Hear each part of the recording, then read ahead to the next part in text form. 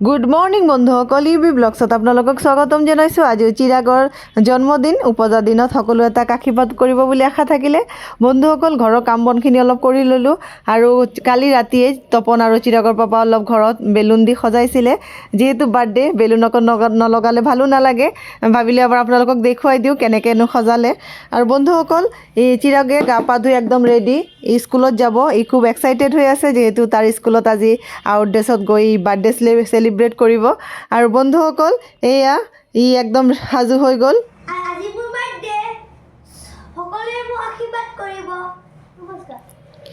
ইয়াক স্কুলত পঠিয়াই কৰি লৈ এতিয়া মই পাকঘৰত আহিলোঁ। খেজুৰৰ মিঠৈ দি পেলাই পায়স বনালোঁ, কালি অনা গাখীৰখিনি দি পেলাই। আৰু ই স্কুলৰ পৰা আহি পালেহি, তাৰ স্কুলত এই বাৰ্থডে কাৰ্ড দি পঠাইছে। আৰু বন্ধুসকল তাৰ কাৰণে একদম থালি সজাই ৰেডি কৰি ল'লোঁ। আৰু আজি বনোৱাখিনি আৰু আপোনালোকৰ লগত শ্বেয়াৰ নকৰিলোঁ। পোলাও বনালোঁ, প্লেইন ৰাইচ আৰু 5-6 বিধমান ফ্ৰাই কৰিলোঁ একদম, আৰু লগতে পাপৰো আছিলে।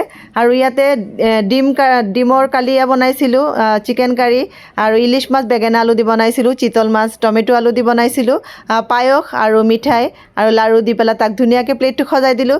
বন্ধুসকল খাক নেখাক কিন্তু মাক বাপেকে যিমানেই ল'ৰা ছোৱালীৰ কাৰণে কৰে কমহে যেন লাগে। বন্ধুসকল এইয়া ধুনীয়াকৈ মই তাক সজাই কৰি খাবলৈ দিলোঁ, যিহেতু আজি স্পেচিয়েল ডে এটা। বন্ধুসকল আজি ভিডিঅ'টো চাই কেনেকুৱা পালে, ভাল লাগিলে প্লিজ লাইক এটা দিব। আৰু সন্ধিয়াত কেক কাটাৰ বেলেগ এটা ভিডিঅ' বনাই মই আপোনালোকৰ লগত শ্বেয়াৰ কৰিম। আশা কৰোঁ আপোনালোকৰ চাই ভাল লাগিব। আজিলৈ ইমানখিনিয়েই, বাই বাই।